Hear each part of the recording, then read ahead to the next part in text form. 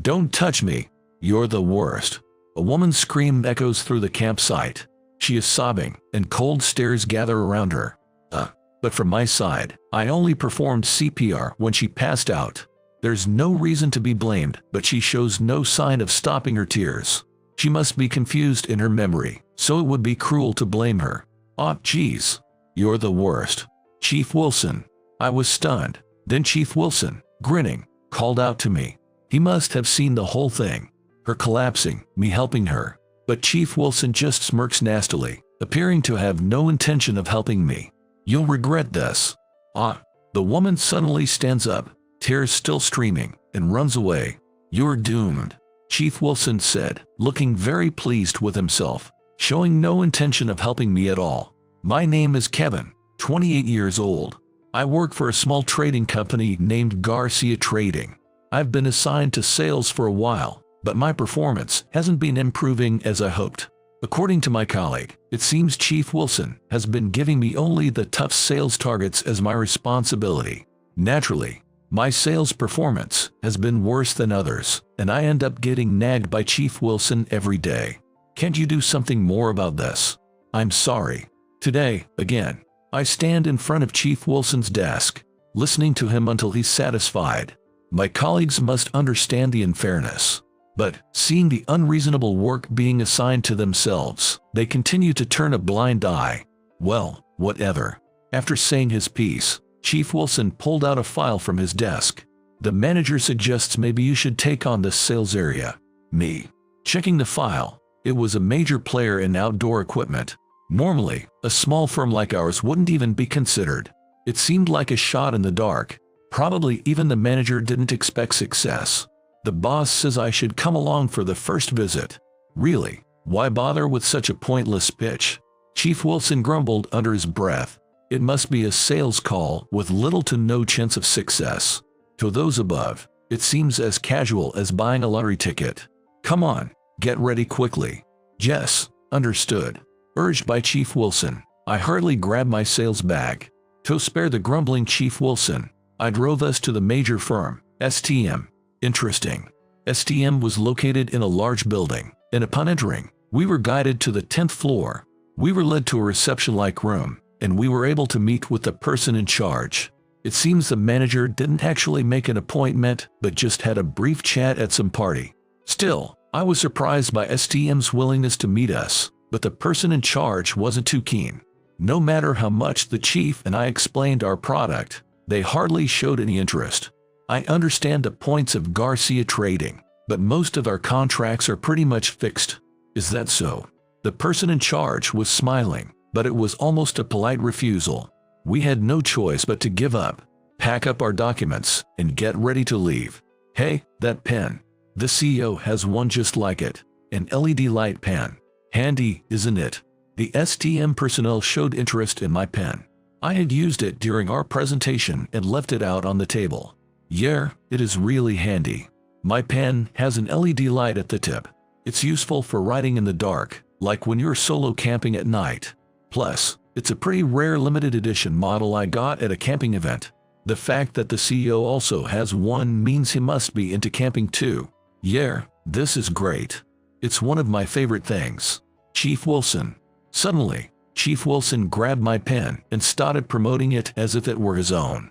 While I was shocked, he proceeded to chat with the STM personnel. It seems the CEO has good taste too. I'd love to have a chat with him. Well, the CEO's pretty busy. So, you like camping because you have that pen? Oh yes, definitely. Chief Wilson answered awkwardly.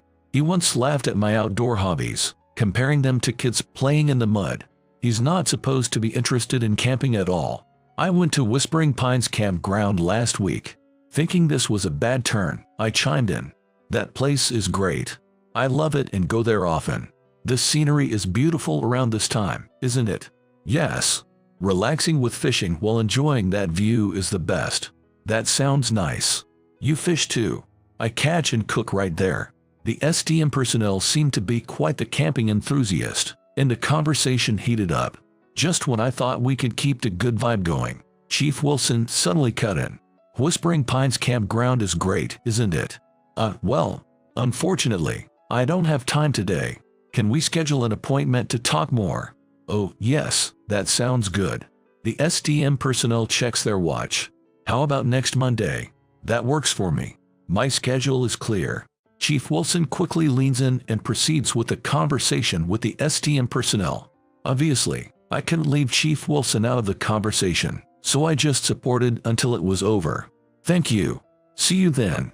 I say goodbye to the STM personnel and head back via the elevator. Don't get cocky. Excuse me. As soon as we're alone, Chief Wilson mutters. You don't think you can land a contract with a major company on your own, do you? No, sir. I'll be the one to secure this contract. Pretend you weren't even here today. What did you say? Got a problem with that? It's not that, but Chief Wilson must have seen a potential opportunity to secure a contract from the way the STM personnel reacted. That's probably why he decided to pretend I wasn't there and aimed to secure the contract on his own. Indeed, landing a contract with STM would almost guarantee a promotion. You're not to come here anymore. Don't get involved with STM. But that's... After saying that, Chief Wilson left the elevator. Hey, Kevin. We're starting a camping club. A camping club. The day after we went to STM for sales, Chief Wilson suddenly brought this up. Why all of a sudden? What? It's to match the conversation with the STM personnel. I see. So, gather some people and book Whispering Pines campground for the weekend. Oh, and I'm counting on you for the gear too. What? I was taken aback by such an unexpected proposal. Gathering enough people for a club activity and preparing everything in such a short time is just impossible. It's definitely too much to ask to get this done by the weekend. Huh? As if wondering what I'm talking about, Chief Wilson just shrugs his shoulders. You don't have to do any other work. Just focus on this. But what about the preparations for the STM sales pitch? That's what I've been saying. I'll be the one going to STM. But that's... Just focus on preparing for the camping club. That's your job now. Understood. Once it's declared as my job, there's nothing much I can do. No choice then. I watch Chief Wilson leave after dumping some documents on me and sigh. I look at the club event paper in my hand, starting with researching what needs to be done for the weekend. Finally got here, seriously. I can't understand people who come to places like this on their day off. As we arrive at the campground, Chief Wilson immediately starts complaining as he gets out of the car. I hustled around and somehow managed to make this weekend camping trip happen. After explaining the situation, the manager fronted the event's cost. Then, by reaching out to my peers and the sales team, I was able to gather a few people. Kevin, good job. As I'm checking in at the campground's reception, my colleague Taylor comes up to me. She has some camping experience and offered to help out when she heard about this event. Taylor, really, thank you. We couldn't have done this without you. Don't mention it. Chief Wilson sure asks for a lot, huh? Taylor laughs heartily. Chief Wilson is busy taking selfies with the scenery, probably to show the STM personnel that they went camping. Likely, Taylor and I will end up preparing everything since Chief Wilson and the others probably won't be able to set up the tents. They plan to just have a barbecue and then head back. At this point, one might wonder what camping really entails, but since it's all for the sake of creating a buzz, it can't be helped. By the way, the camping trip is just for the day. So, I guess we're on preparation duty, huh? Yeah. Can you scout out the site while I bring over the food? Got it. We divided the tasks and proceeded with the camping. This looks fun. From a distance, I watched Chief Wilson and the others enjoying the barbecue. After taking some campish photos, they were now having a barbecue by the river. Taylor was called over by Chief Wilson to help take more campish photos. As a result, I ended up doing everything from carrying the food to setting up the tent and arranging the charcoal.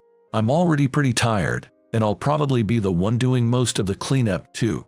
Since staying close to Chief Wilson only gets me snide remarks, I'm keeping my distance for now. I'm exhausted. Considering what Chief Wilson and the others are doing, honestly, it might have been better to rent a cottage or something. But it seems they wanted to take photos of a real tent to show to the STM personnel. Looking all glum, huh? Have a drink, man. I was spacing out when suddenly Chief Wilson came over. No, I have to drive. Right. You love doing grunt work, don't ya? Chief Wilson was in a really good mood. You look dissatisfied, thinking you wanted to handle STM yourself. Huh? No, that's not it. A big contract like that is too good for you. Young people should go through more hardships. Chief Wilson sneered sarcastically. I'm giving you hardships. You should be thankful. Chief Wilson laughed without any remorse. What? As I looked around confusedly, something vanished from the corner of my eye. Suddenly, a woman seemed to have fallen and dropped into the river. Before I could comprehend what had happened, I had jumped into the river. The current varied greatly in different areas, swiftly carrying away anything in the fast parts. There wasn't even time to shout. No splashes were made. That's why the discovery was delayed, and rescue might not arrive in time. Please, make it in time. I anticipated the river's current and hurried to where I thought the drowning person would have been carried.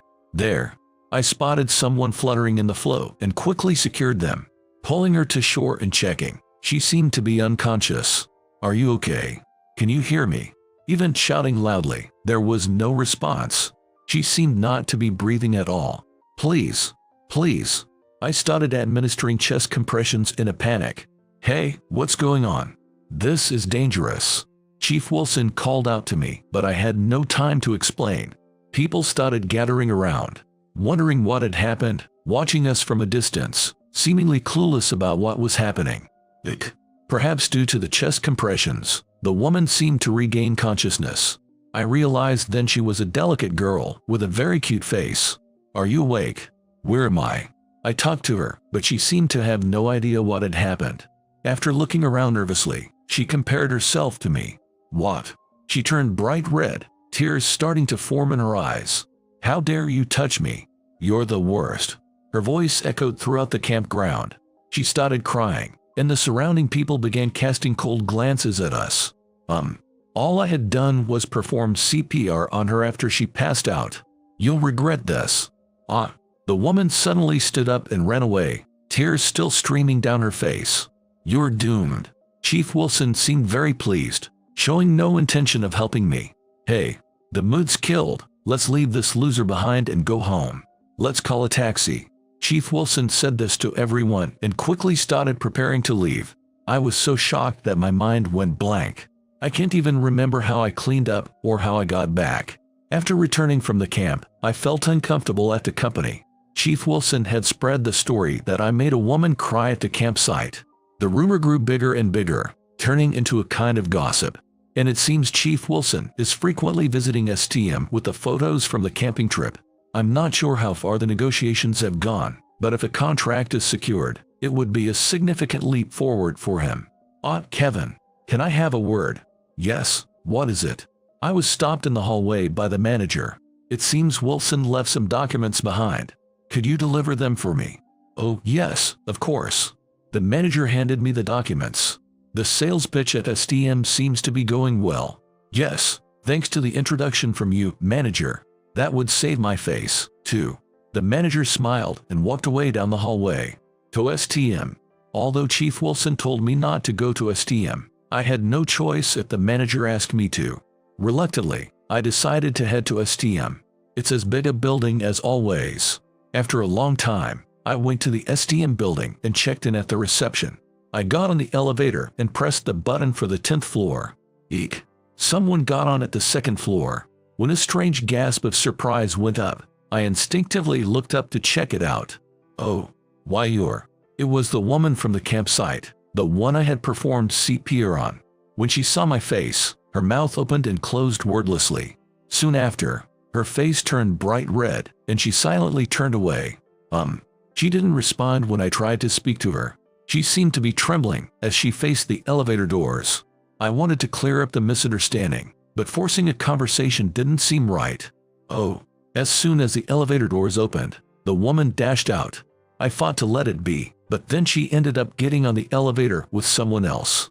Got off on the wrong floor. She muttered softly, noticing my puzzled look. When the people around chuckled, her face turned even redder. Are you with Garcia Trading? Walking out of the elevator, I was stopped by someone from STM. He was a handsome man in his 40s. Nice to meet you. I'm Kevin from Garcia Trading. I've come to deliver some documents to Chief Wilson. I see. I'll take care of them for you. My name is Jackson. Oh, Thank you, Mr. Jackson. I handed the documents to Mr. Jackson and was about to give him my business card as well. However, I noticed Mr. Jackson smiling broadly at my shoes. Are you all right? Oh, my apologies. Those are some great shoes you've got on. Thank you.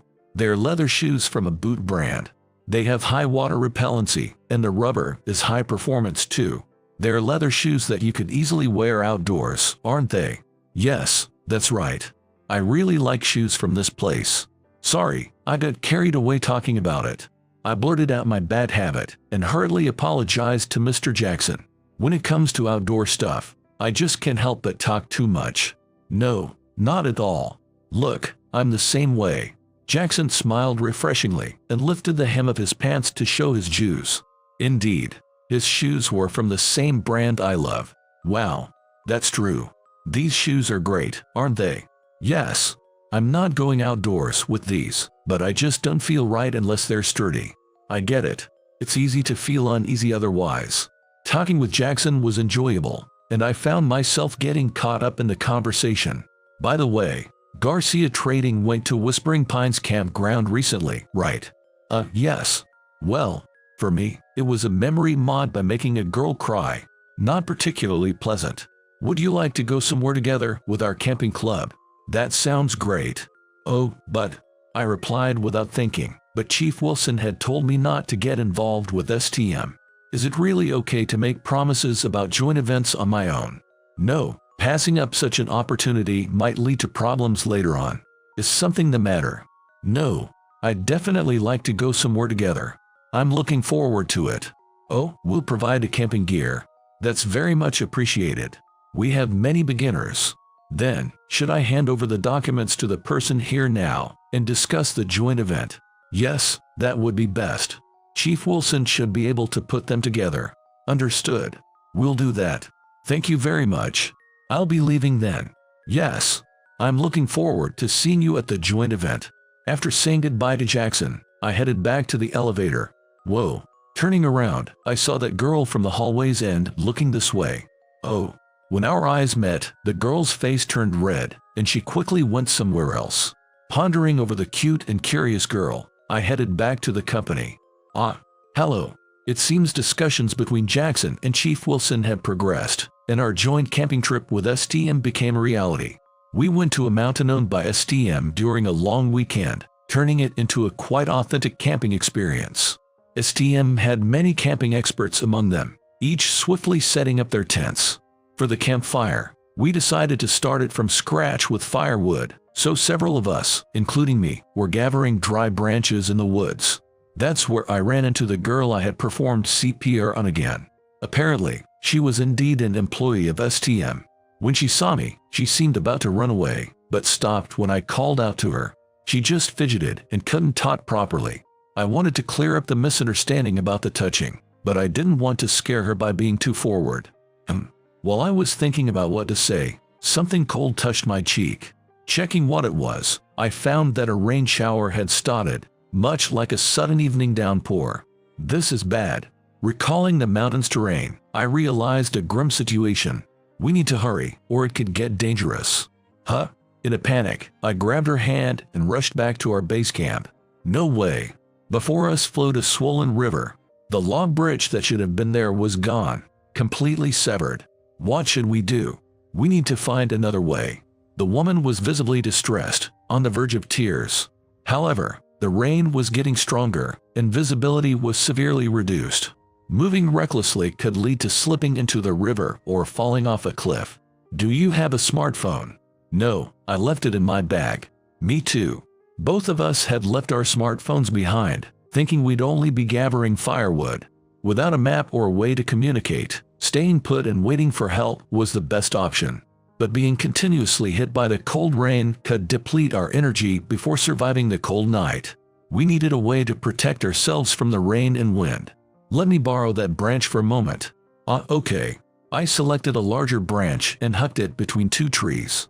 Then laid branches from side to side over it, creating a tent-like shape. Next, I covered the gaps with dry leaves to block the wind and rain. Finally, I dug a trench in the ground for the rainwater to flow and covered the floor with spare branches and leaves. This made a makeshift shelter. Sorry it's cramped. Let's wait out the rain here. Yes, it's amazing. She entered the shelter I made, surprised. It's not letting up, huh? She murmured softly. The rain I thought was just a shower didn't let up at all and continued to pour heavily for a long time. Yes. We huddled together in the small shelter, somehow keeping the cold rain at bay. My name is Kevin. I work in sales at Garcia Trading. Oh. When I introduced myself, she looked surprised. It seems like she had also forgotten to introduce herself until now. I'm Jessica, Jackson's daughter. I'm a student. Huh? You're not with STM. My dad works at STM. He brought me along. I see. So, Jessica, you like camping? When I said that, Jessica made a slightly sulky face. I like camping, but now I'm a bit scared. Scared? Looking into her earnest eyes, I had a bad feeling. Is it because of what happened at the last camp at Whispering Pines campground? Yes. Jessica blushed and turned her face away. I'm sorry. Certainly, for a student like her, receiving CPR from a stranger like me must have been shocking. I wanted to clear up the misunderstanding, but more than that, I felt the need to reassure her. As I pondered what to say, I realized the sound of the rain had stopped. Stepping out of the shelter to check, I found it had turned into a drizzle. The rain has stopped, Jessica. I stepped outside and beckoned to Jessica. Jessica cautiously stepped out and seemed relieved to see the sky clear of rain. Thank you, Kevin. Yeah. Her radiant smile took me by surprise, and I couldn't help but feel a flutter. Kevin, you're safe. From a distance, a light wavered and Taylor's voice approached. A woman. For some reason, Jessica's eyebrows twitched. But now was not the time to worry about that. Over here, Taylor. Jessica's here too. Oh, good to see you. Along with Taylor's light, several other lights approached. Kevin, you're amazing. Making a shelter and all. What are you so friendly all of a sudden? Taylor looked at my shelter and praised me, putting her hand on my shoulder. It seems I had worried her quite a bit. Look, it was me that Kevin touched. Just when I thought we were in the clear, Jessica blurted out something unbelievable. Kevin. Taylor's gaze was icy. It's not what it looks like. It's a misunderstanding. It's not a misunderstanding. When you touched the clothes and... This is bad. Jessica's face turned red, and she refused to listen to what I was saying. What's going on here? Can someone explain? Jackson approached, having overheard our conversation and not willing to let it drop. President Jackson. Dad.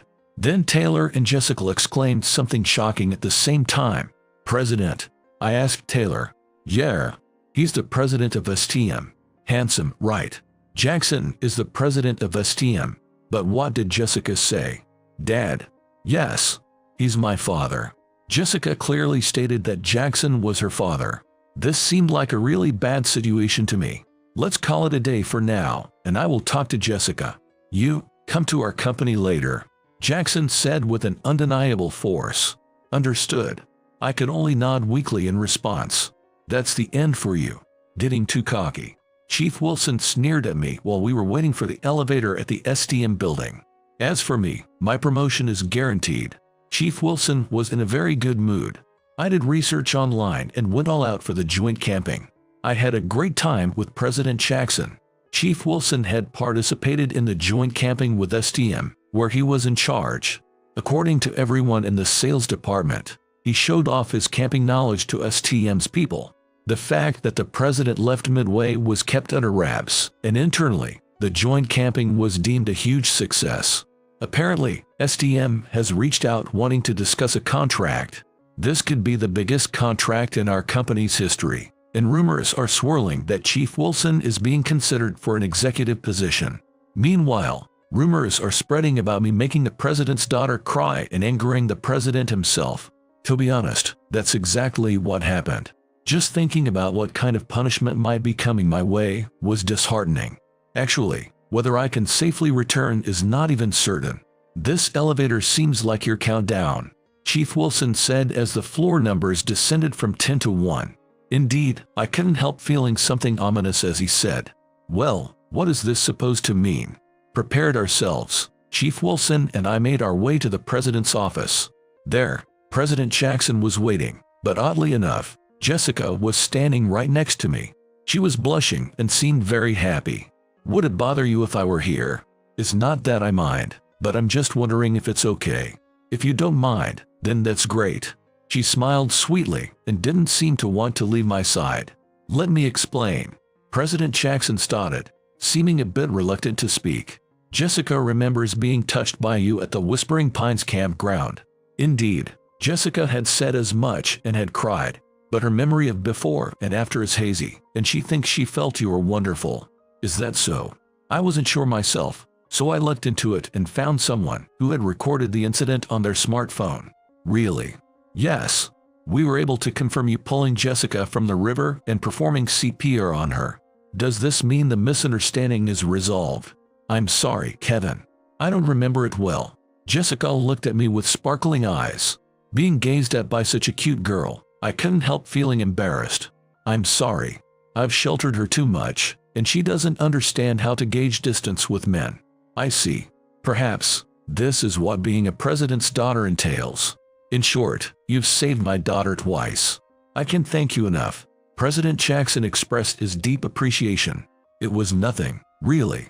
It's not to atone for anything, but his expression turned more serious. Having seen your character, our company would like to establish a long-term relationship with you. Does that mean I want to make a contract with you and continue working together in the future? Thank you so much. This means he has chosen me to be in charge. Wait just a minute. Hearing me and the president, Chief Wilson interrupted in a panic. He must have thought his promotion was set, but the conversation took an unexpected turn. Were you planning to make a contract with me? A contract with you? When Chief Wilson asked, President Jackson coldly replied, did you think you'd be praised for showing off knowledge you looked up online to our outdoor specialists? Well, that's... If you had at least read the room and noticed that we were annoyed, it would have been more tolerable. But you're incredibly shallow. Excuse me. That's quite a thing to say. Moreover, from what I've seen in the video, it appears you were just standing there watching Jessica drown. That's... You even went out of your way to worsen Kevin's position in the company after his desperate effort. Gasp. The way you treated the person who saved my daughter. You really think I would let that slide? President Jackson said with an imposing presence, causing Chief Wilson to shrink back. I'll make sure to inform your executives that keeping you employed will bring significant disadvantages to the company. He continued sternly. Damn it. Chief Wilson muttered, defeated. He glanced at me for a moment but then looked down powerlessly after receiving a stern look from Jessica. I ended up securing a major contract and gained respect within the company. More importantly, I was recognized for my knowledge by everyone at STM and got headhunted by President Jackson. I decided to wait until the project at Garcia Commerce was completed. After achieving sufficient results and taking over the position, I was transferred to STM with special treatment. Chief Wilson, on the other hand, found himself out of a place in the company and quietly left. Bad rumors about him spread in the industry, making it difficult for him to find re-employment. Kevin, the sky is so beautiful, Jessica remarked, looking up. Yeah, it's beautiful. Jessica and I, both loving camping, find ourselves camping together almost every week. Tonight, gazing up at the night sky during our camp, I felt my heart being cleansed. Shouldn't you be saying Jessica is more beautiful, though? No doubt about that. Let me rephrase then. Jessica is looking at me with sparkling eyes. Being expected like that makes me want to tease her a bit. You're the moon to my night. Jessica's face turns bright red and she looks down. My face heats up too, leaving me no choice but to look up at the night sky. Neither of us are experienced in love, but I believe we can move forward at the same slow pace together. I'm currently being driven in a black limousine. I have no idea why I'm in such a car, but let me explain everything in order. My name is Jason. I'm 30, and I work at a certain factory. My family was poor, so I dropped out of high school and started working.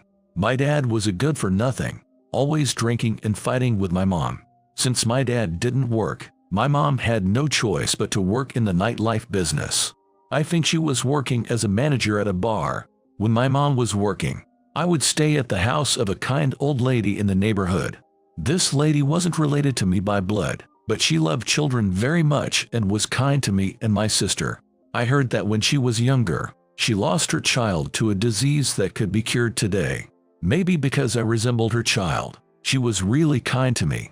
My dad broke his health from drinking too much when I was in 4th grade and was in and out of the hospital. Then, when I was in 6th grade, he passed away.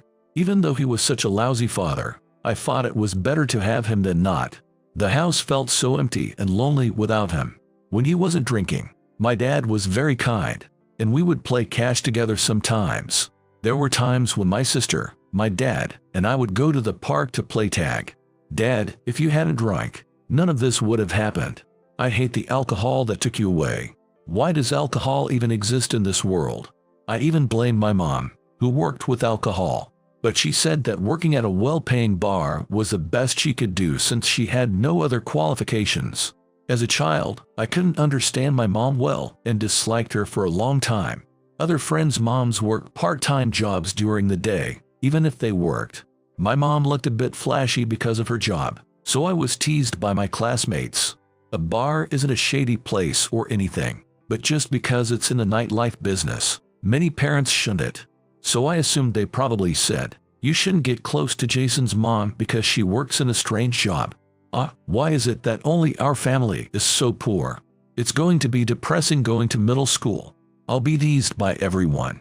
As expected, I was discriminated against in middle school for being poor. When I was carefully using a small eraser, a classmate took it and threw it in the trash. They said if I wanted it back, I had to spin around 3 times and bark like a dog. So I did exactly that. But they didn't give it back, and I just became the class clown, nicknamed Dog. My mom also became ill often because of her regular work hours at the bar. So, she gradually couldn't go to work as much, and her salary decreased. Thinking it would help her out, I decided to drop out of high school. My grades were decent, so when I said I wouldn't go on to further education, my homeroom teacher looked sad. But I have a sister, and I had to work. When I was in my freshman year of high school, my sister was only in the 1st grade of elementary school, and I wanted her to at least be able to graduate high school, so I started working at the card factory after dropping out. At first, I was doing so-called light work, which was just carrying stuff and doing odd jobs, but I was worked to the bone every day. Gradually, I began to hate going to work, but if I didn't work, my mom and sister would starve. Our dinner table was already poor, and it would become even poorer, risking malnutrition for me and my growing sister. I thought I could endure it since I was already 15, but I couldn't bear making my elementary school sister skip meals, so I worked desperately. Before I knew it, 15 years had passed, and I turned 30. By this age, I was already considered a mid-level employee. I had a certain amount of discretion in my work at the factory, and I had juniors and subordinates under me. Though I say that, I was only a team leader in name. Our company only gives position allowances from the section chief level, so there's no extra pay for just being a team leader. Thus, I had to rely on overtime to make ends meet, but even then, my take-home pay was barely around $3,000 a month. Whether $3,000 is a lot or little, my sister, who is 8 years younger than me, is already 22 by the time I'm 30. After graduating from high school, she got a job, quickly married, and moved out. And since then, my mom has also passed away, so I live alone. I'm not completely alone since my sister is alive, but she's busy raising her own children now. Just last year, a baby was born, and I became an uncle. So, I don't want to bother my sister too much by contacting her, and I've adopted a style of replying only if she needs something from me. I'm thinking of getting married now that I'm 30, but first, I need to find a partner.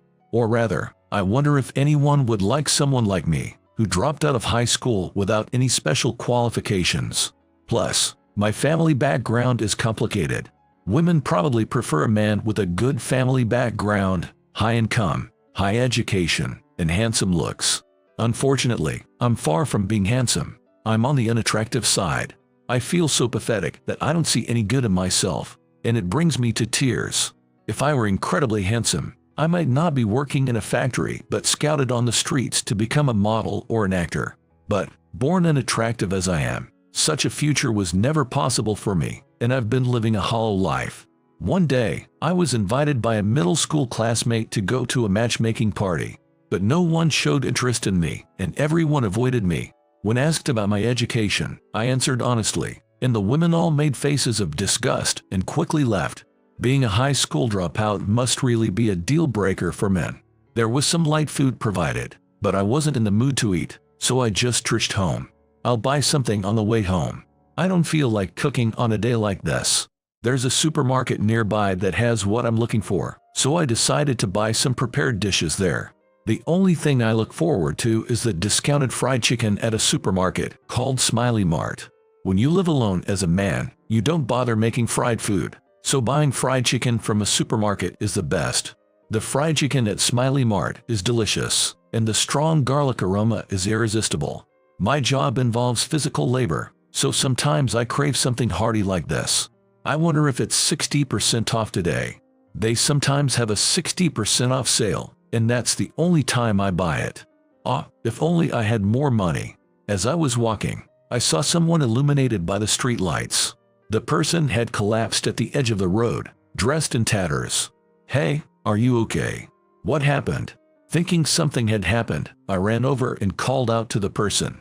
It was a woman with beautiful features. Yes. I just collapsed because I was a bit hungry." I see. I was worried you might have been in an accident. Are you hurt anywhere?" "I just scraped my leg when I fell, but I'm fine." "Oh, you have a wound on your knee. There's a park right there, so let's wash the wound. We don't want any germs getting in." "Thank you." The woman with long black hair slowly stood up and walked with me to the park. Her white dress was filthy and torn at the knee where she had fallen. "I'm going to pour water on it. It might sting, but please bear with me." That's cold." "It is cold, isn't it? Does it hurt?" "No, I'm fine." "Oh, I happen to have a band-aid. Here, I'll put this on for you." I put a band-aid on her leg. The band-aid looked out of place on her leg. "Thank you so much. I'm really sorry." As the woman said this, her stomach growled loudly. Right, she had collapsed from hunger. Thinking I should feed her something, I suggested going to a restaurant. She might be homeless or something, but eating cheap supermarket side dishes in the park seemed too bleak, I thought. "You're hungry, right? Shall we go somewhere to eat?" "Oh, but I'm dressed like this, and I probably smell pretty bad, so I can't go into a restaurant." "Is that so? Then how about we eat something here? There's a Smiley Mart nearby, so I'll go buy something." "What would you like to eat?" "I'm fine with anything." "All right, got it." Leaving her behind, I headed to the supermarket and bought my targeted fried chicken, sandwich, and other items. It was on sale, so it ended up being quite cheap, which was lucky. Sorry for the wait. I bought some tea, sandwich, and side dishes. "Thank you so much for going to all that trouble." The tea tastes so good. I was thirsty too. This is reviving. That's good to hear. May I ask your name?" "Mine is Michelle." "I'm Jason." "Jason, thank you for being so kind to someone like me. If I had stayed collapsed there, I might have ended up in the other world by now." The ham sandwich is delicious." Michelle was munching on a ham sandwich and began to tear up. She was so thin, probably hadn't eaten in days. I wondered why someone as pretty as her was collapsed in tattered clothes. Curiosity was bubbling up inside me, but I thought it rude to ask, so I remained silent. Then Michelle started talking about herself. "I had a fight with my dad and ran away from home." "It's silly, right? I'm already 28. A fight, huh? I don't know what happened, but parents and children fight sometimes. I've always been scared of my dad. He scolds me if things don't go his way. Even at this age, I just can't stand being yelled at by him. I've been enduring it, but I just snapped this time and ran away." "I see. I also had a difficult relationship with my father. My dad was a drunkard, the worst. But after he passed away, I realized that having him was better than not." "Michelle, do you regret running away?" "Huh? Because you seem sadder than relieved about running away. Maybe deep down, you can't really hate your dad." "Oh, sorry if I'm being presumptuous." "Maybe you're right," Michelle said, looking down and continuing to eat her sandwich. She then ate the omelet side dish, and her eating manners were so refined that I wondered if she was from a well-to-do family. Michelle mentioned she grabbed her bag and ran away, but her bag was stolen along the way, including her wallet and smartphone. So, she couldn't buy anything to eat because she had no money and was struggling. I couldn't just leave her like that, so I gave her a note, hoping she'd contact me if she ever wanted to vent or talk, once she could use a phone again. I wrote down my name, phone number, and just in case, my address on that note. I thought a letter would be okay, because I wasn't thinking about starting a relationship or anything. I was just worried about her. Seeing a younger woman in trouble reminds me of my sister. If my sister were in the same situation, starving and collapsed, I wouldn't be able to rest easy. Thank you for the note. I'll contact you when I can. Don't mention it. And take this, it's not much. What? I can't accept money. It's okay. I took out $200 from my wallet and handed it to her. Considering my modest salary, $200 is a significant amount. But I thought Michelle wouldn't be able to go home or would struggle if I didn't give it to her, so I handed it over. It seemed like Michelle decided to go back home and said she was heading to the station. So, I decided to accompany her to the station. Since she was in tattered clothes, I bought her some clothes along the way and handed them to her to change into at the station's restroom. Michelle, who changed in the station restroom, looked truly like a lady, even in just a t-shirt and jeans. The fact that she looked refined even in simple clothes made me think she really must be from a good family. Then a week went by. I was idle spending the morning. I had no work due to my shift schedule. Unshaven and with messy hair, just lazing around. Around 10 a.m., I started to feel hungry, so I toasted some bread to eat. When the doorbell rang and I answered, a distinguished gentleman in a sharp suit was standing there. He had the air of a butler or a personal chauffeur. "Good morning. You are Jason, aren't you?" "Yes, that's me. May I help you with something?" "My name is David. I serve as a butler and driver for the Windsor family." I don't know anyone by the name of Windsor." "No, you do know the person you helped. The young lady is waiting for you. Please, come with me." "Huh? What?" I was pulled along by David. I just grabbed my house keys, locked the door, and here I was in sweatpants and a messy hairdo. I trembled at the thought of being ushered into the limousine parked in front of me. It felt too luxurious to board for someone like me, dressed almost like a homeless person. Then, the window rolled down, and Michelle's face appeared from inside. As I thought when I bought her clothes the other time, Michelle truly seemed like a well-born lady. She was wearing a beautiful floral dress with a bolero, looking as divine as an angel. Her long black hair was styled in a half-updo. So her last name was Windsor. And if David, as he claimed, was her butler and driver, she was indeed a well-born lady. I wondered if her family owned a business or something. Otherwise, they couldn't afford to employ a butler or buy a limousine. Sitting in the car, I was too tense. So I couldn't speak or even look at Michelle. She was looking straight ahead. I dared to glance at her, but her profile was so divine that I thought she must be some sort of goddess. David drove us into a high-end residential area filled with mansions. They're all fancy mansions with impressive gates. Some with pools and luxury cars. One even had a Lamborghini, which nearly made my eyes pop out. I thought such neighborhoods were beyond my reach, feeling as if I'd wandered into another world. Why was I in such a luxury car, headed to such a place? I was utterly puzzled and incredibly curious about who Michelle really was. The car stopped in front of a grand mansion. The gates opened automatically. David drove in, taking us to the front entrance. The distance from the gate to the entrance seemed very far. After parking the limousine beside the entrance, David opened the door for us. Michelle stepped out first, followed by me. Another butler took the car to the garage while David led us inside. We entered a mansion with high ceilings. We were brought to a reception room where tea and cakes awaited us. They are certainly not the cheap kind. They are probably costing over $20 each. Soon, the master will join us. Yes, indeed. The master, my father. So, you really are the daughter of this house. But why were you in such a state that time? I'll tell you about it later. Michelle looked a bit sad as she said this. I wondered if I had carelessly said something to upset her, and I reflected on it. What exactly had happened to Michelle? Why was she dressed like a homeless person? I was extremely curious but decided to wait until she was ready to tell me. Michelle's father, referred to as the master, descended from upstairs. Well, this mansion has 5 floors, so it's not exactly clear from which floor he came. Anyway, Her father came down. He was dressed in a crisp shirt with a bow tie, slacks, and leather shoes. I was impressed that someone would dress so formally at home, but then again, he might be a company CEO or something. I assumed he always dressed seriously in case he was called upon. "You're Jason, right?" "Yes, sir." His stern face and the low tone of his voice intimidated me. So, my voice cracked and came out weird, which was embarrassing.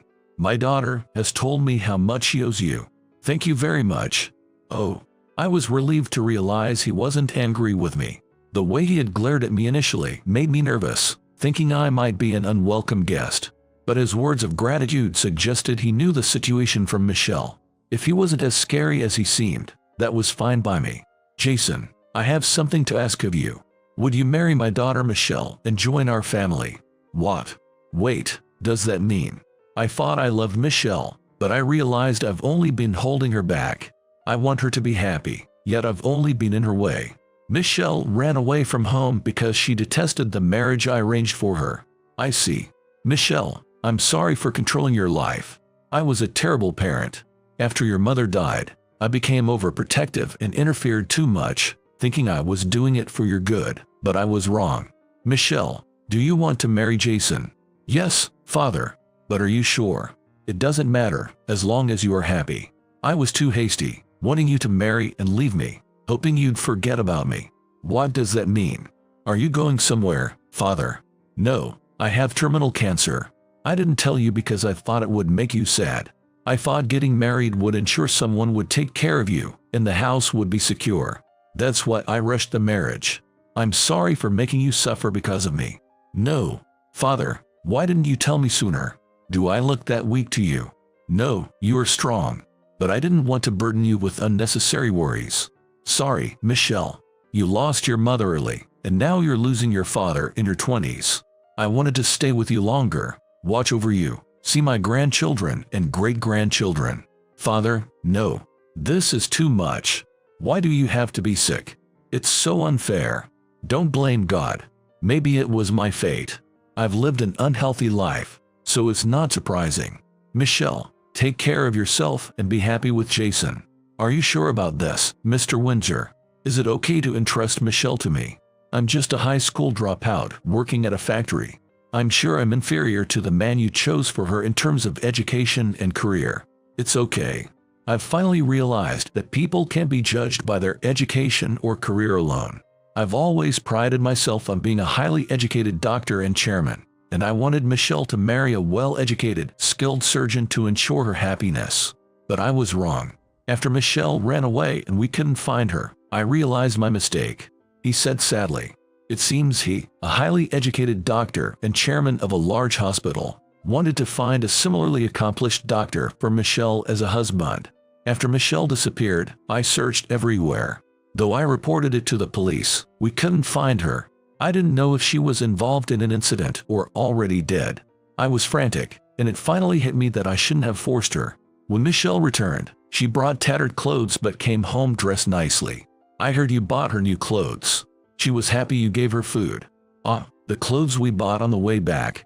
Since then, Michelle has been talking about you nonstop. I realized she's deeply in love with you. The best way for her to be happy is to be with the person she chooses. So please, marry my daughter, and succeed me as the chairman of St. John Windsor Hospital." "Oh, but I'm not a doctor or anything. How can I be a chairman?" "You don't need to be a doctor to be a chairman. It's a management position. I'll teach you everything about management while I'm still alive. Please, join our family." "No, I'm begging you." He knelt before me. "Please don't do this. Please get up. Father, please stand up. Michelle, I'm so sorry." "Sorry. It's okay. I'm sorry too for not realizing how you felt. You've always been worried about me, right? After Mother died, you became overprotective because you were too concerned about me, right? I'm also sorry for not obeying and staying out late with friends." It was surprising to think of Michelle as a well-born lady who stayed out late. The image didn't fit her at all. Could she have been a rebel in the past? But that seemed unlikely. Then, Michelle and I had our wedding. We held the ceremony at the Imperial Resort, a luxurious hotel, but for my family, only my sister was present. She was happy for me getting married. even though it was me marrying into Michelle's family. I don't have many friends, but a few guys I got along with in middle school came, and that was enough for me. Most of Michelle's relatives are doctors. Although Michelle herself is not a doctor, all the male relatives and 60% of the female relatives are. It really made me realize she comes from an incredible family. Michelle herself tried to enter medical school but failed. After 2 attempts and not getting into her desired university, she went to a different university. Not having gone to university myself, I thought it was amazing she even attempted medical school, and smart that she managed to attend another university. Out of curiosity, I asked which university she attended, and to my surprise, it was Yale University. The name even I, who didn't attend college, am familiar with. Michelle, initially not a science student, was forced to apply for medical school and mentioned she wasn't good at science subjects. Therefore, she chose to study literature at Yale. Then, she had a huge fight with her father. He was upset about the money spent on her education without her being able to secure a spot in medical school, and Michelle rebelled slightly. While at Yale, she hung out with some bad influences and started going out at night. Though it's not illegal for adults, her father disapproved of her bleached hair, flashy false eyelashes, and mini skirts. I had an image of literature students as secluded ladies, quietly reading and perhaps wearing glasses and braids. Maybe that's an outdated stereotype. Despite her looks, Michelle was serious about her studies, excelling in literature, but had a tumultuous relationship with her father, spending less time at home and more at libraries or cafes. She was a serious student, but also a rebel. She showed me her photos. My wife, Michelle, now has black hair with thin bangs just touching her eyebrows. Her hair is glossy, shoulder length. She wears minimal makeup, with a hint of pink blush, pink beige eyeshadow, and occasionally orange or raspberry lipstick. She epitomizes the word demure, but in her university days, no one would have believed she was a Yale literature student. To me, she looked more like a delinquent hanging out in front of Target at night. Bleached hair, tongue piercings, heavy makeup, and either sweats or mini skirts. It feels nostalgic. I was a bit crazy back then, but I was serious about my studies and ranked first in the literature department, she said. Even dressed like that, you were serious about studying, Michelle. I regret not getting into medical school, though. I made my father sad. But you graduated from university and helped with your father's work. I'm sure he's grateful. I hope so. My father-in-law looked very happy to see Michelle get married. He shed tears of joy that his daughter could marry in his lifetime. I then started learning from my father-in-law how to manage his role as chairman. I needed to absorb everything quickly to succeed him. So I devoted myself to learning and working hard every day. One day, my father-in-law collapsed in his office. Though we rushed him to the hospital, we were told he had only a week left. Both Michelle and I were in shock and at a loss for words. Despite being prepared for this moment, his absence would leave a void. I comforted Michelle, who was crying in the hospital hallway, but I couldn't hold back my own tears. I had nothing but gratitude for my father-in-law.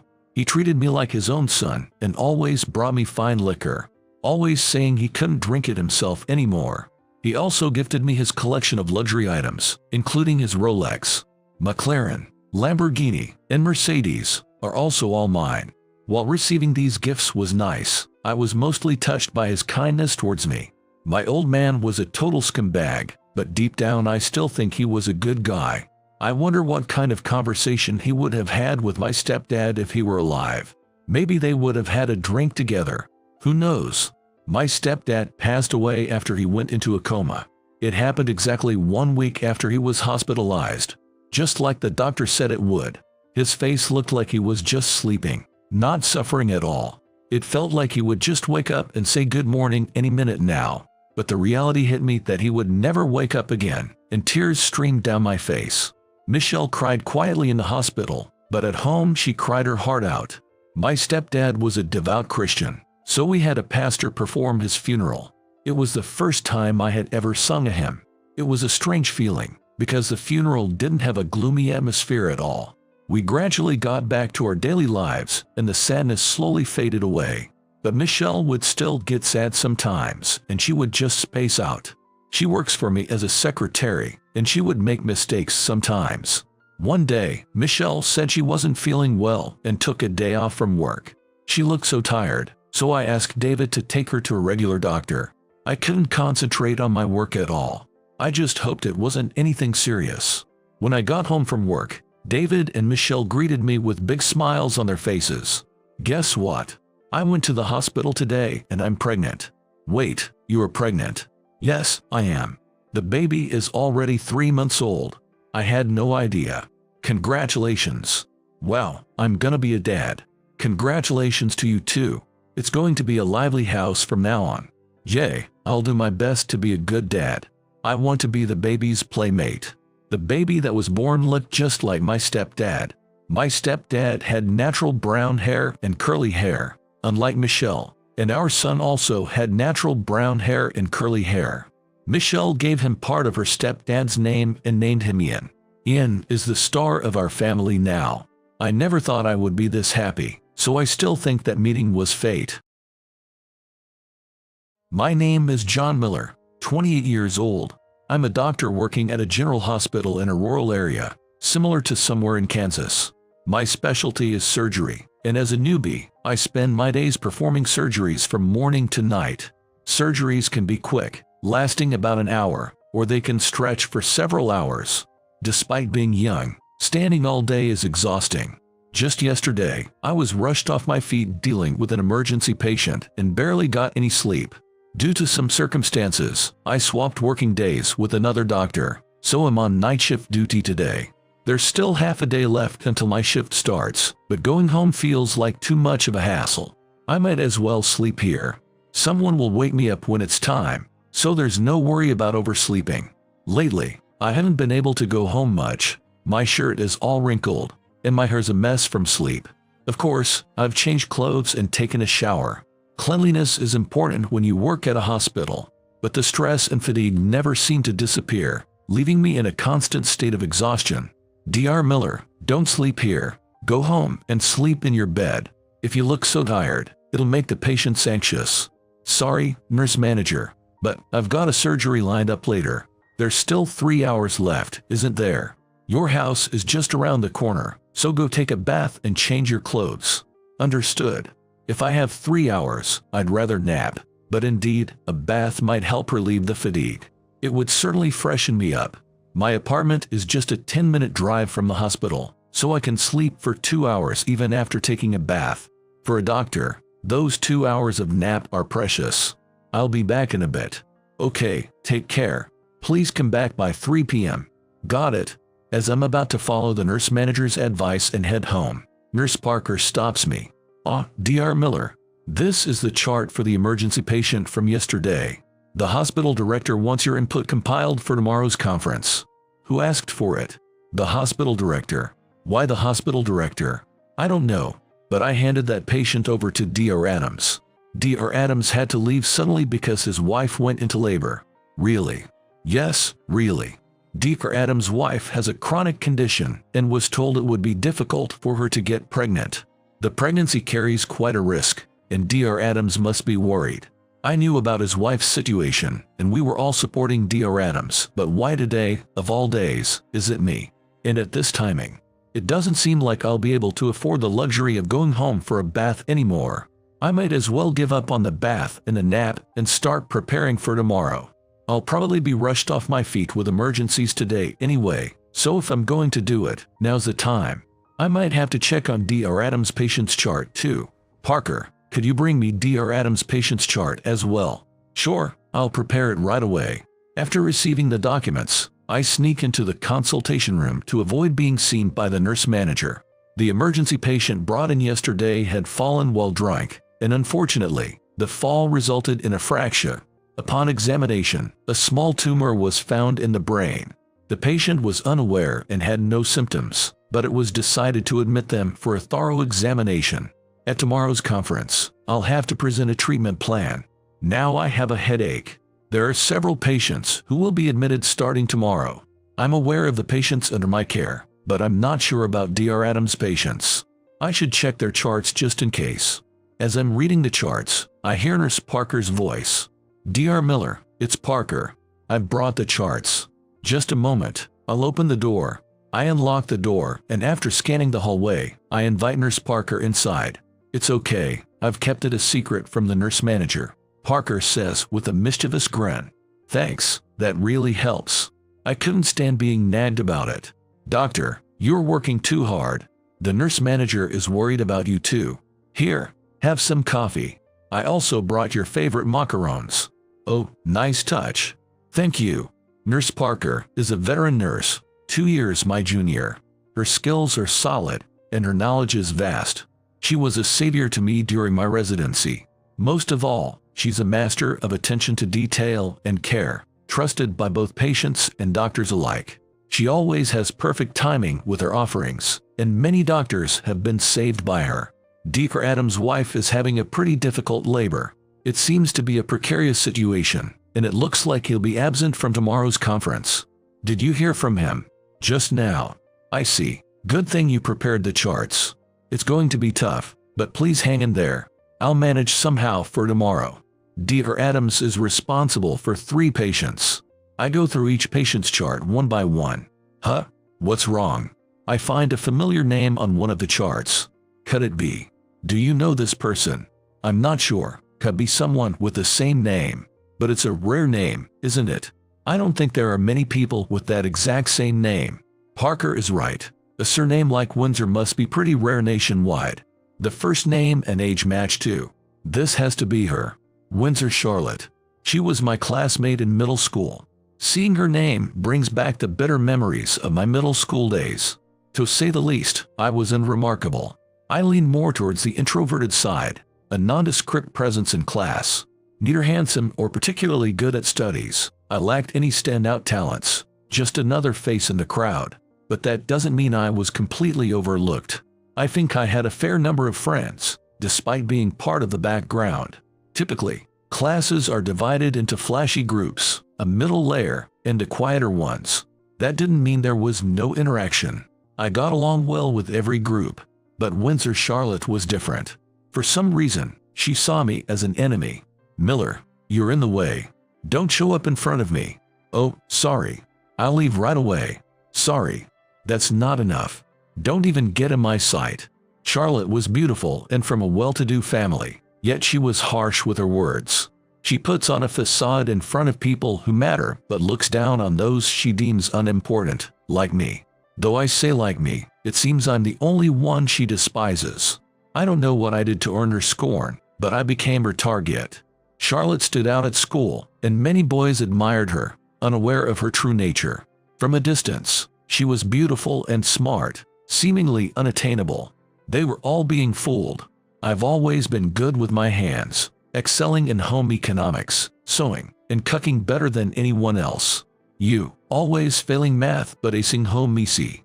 What are you, a girl? That's a sexist remark. Shut up, Miller. Windsor, as beautiful as you are, you might want to speak more gracefully. I should have kept my mouth shut, but I couldn't help adding that last bit. Ah, that's sexual harassment. Teacher, Miller is harassing me. Miller, stay in the hallway. Why me? Even though I thought it, my meek self couldn't say it out loud. I reluctantly made my way to the hallway. It was utterly unjust. Charlotte would mock me for anything, laughing at bed hair, saying, Miller, you stink, when my gym clothes were sweaty, and shooing me away with her hands. She was always picking on me. So, I finally asked her, Windsor, do you like me or something? Huh? Because you are always picking on me. Don't joke. Go look in the mirror and come back. Right. Your mere presence annoys me. Be quiet and keep to your incapable self. Even though she said that, I didn't understand what was so bothersome about me. I had no idea what I was doing wrong. I tried to stay out of her sight as much as possible, but she always found something to complain about. Did she enjoy belittling me? Her unreasonable treatment continued until we graduated. We went to different high schools, so I was finally able to breathe a sigh of relief. I heard she went on to a prestigious private university, but that was it. After that, I heard nothing more about her. And now, she's reappeared in my life. My stomach twisted into a knot. After the morning conference, with a little break time available, I decided to peek into Charlotte Windsor's hospital room. It could be a case of mistaken identity.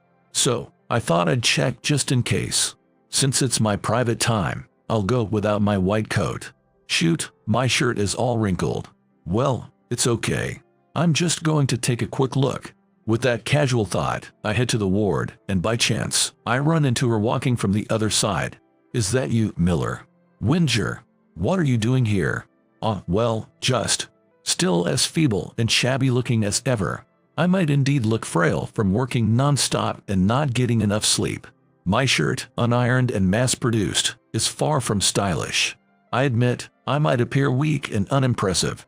So, did you even go to high school? With home EC as your only skill? I thought you dropped out in high school. No, I didn't drop out. So, what? You're hospitalized here. You do have a pitiful look. Poor thing, being both incompetent and frail. Despite it being our first encounter in over a decade, Charlotte immediately looks down on me, taking the upper hand. With such arrogance, has her life been smooth sailing up to now? It's none of my business, but I can't help but worry. Have you finished your admission procedures? Huh? That's none of your business. Well, it actually is. Don't joke. My life has no place for incompetence. Don't barge in. Oh well. Her disdainful attitude towards others hasn't changed, but we're no longer middle schoolers. Now, I can hold my ground. With a refreshing tone, I dropped a bomb. I'm your attending physician. Huh? It took her a few seconds to process what I said. Freezing in place, I couldn't help but laugh at her stunned expression. Keep jokes to your face, will you? That's not even funny. It's no joke, actually. Dear Adams, your assigned doctor had an urgent matter and I took over. Wait, you're a doctor? That's right. Even though you're a high school dropout. As I said, I'm not a dropout. I worked hard in high school and now I'm a respected doctor. You're joking, right? It's the truth.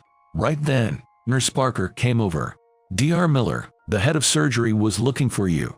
There's a discussion about this afternoon's surgery. Got it, I'll be right there. See you later, Windsor. Leaving Charlotte looking dumbfounded as if she had seen something unbelievable, I headed back to the medical office. I thought to myself, take that. During our middle school days, she had looked down upon me so much. Now, I'm her primary doctor. Her pride must be suffering.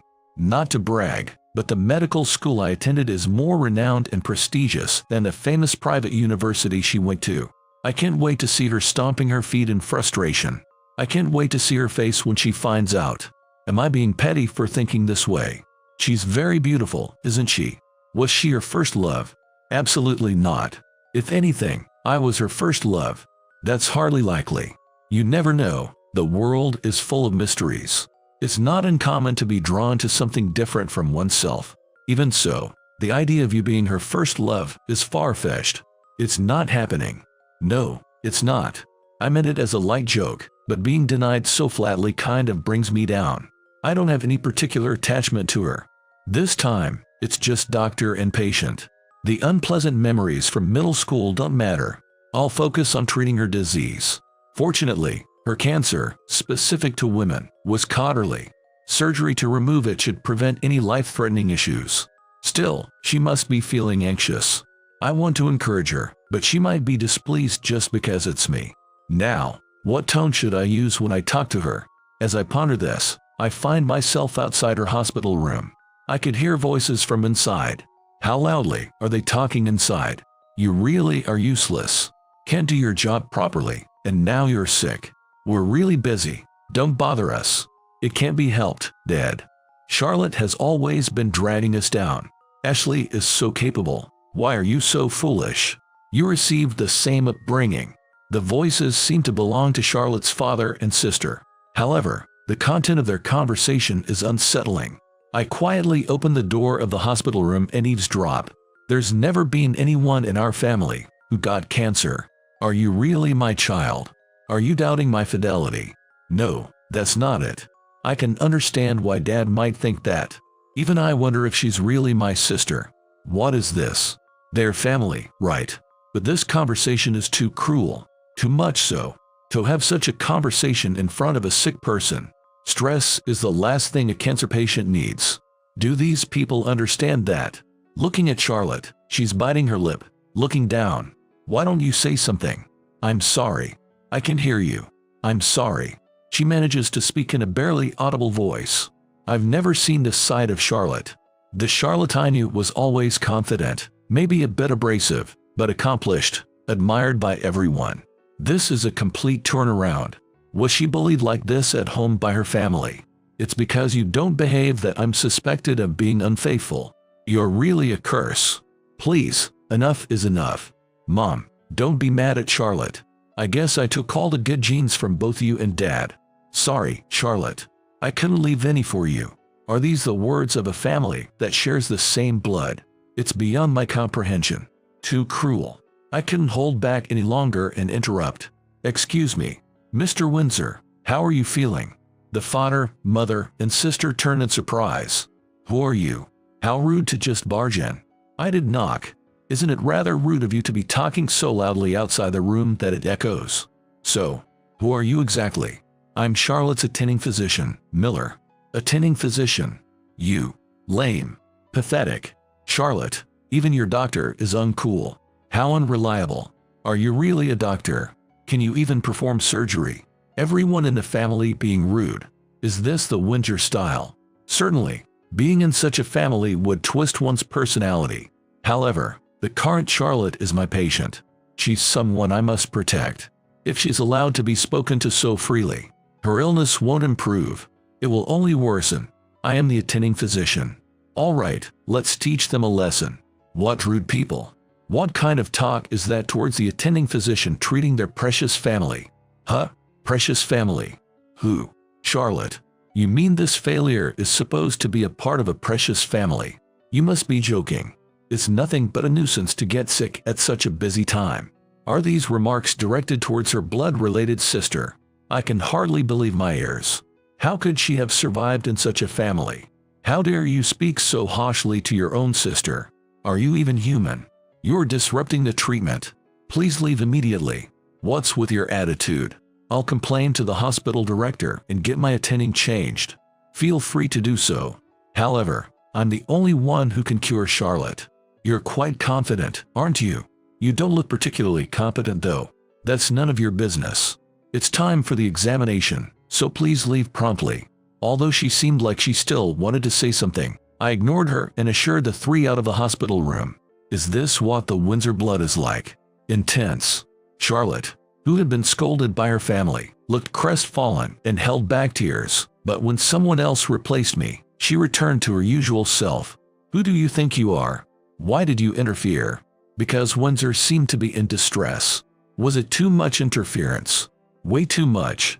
I'm used to that kind of treatment. Just leave me alone. Ah, that tone. Undoubtedly, the same blood runs through Charlotte. However, the Charlotte in front of me now was clearly putting on a show of strength. You don't have to push yourself. We're doctor and patient now. Besides, stress isn't good. Change it. Huh? I'm asking for a change of attending. That's impossible. Not you. I want a more competent doctor to see me. Hurry up and switch. Well, there are other excellent doctors, but I've told you, only I can cure you. Although I left Windsor in middle school and probably don't know, even as a newcomer, I'm relatively well known in the medical community. My precise surgical techniques and approach to surgeries have been praised in various places, and I'm reputed among plastic surgeons for making breast reconstruction easier. Even though you've just become a doctor, how much effort did you put in? It's impressive for a newcomer. I'm looking forward to 10 years from now. The hospital director said that and has been looking out for me. Whether it's Windsor's father or whoever, they can give orders if they want. My position isn't so low as to be shaken by hysterical words from outsiders. I've worked hard enough to say that. When my mother died, I was only 2 years old. I don't remember anything about my mother. I think it's incredibly unfortunate for both me and my mother. I don't want to increase such parent-child relationships. So, I've been studying desperately and working to save as many lives as possible. My career has just begun, but even as a newcomer, I've strived to be recognized for my skills.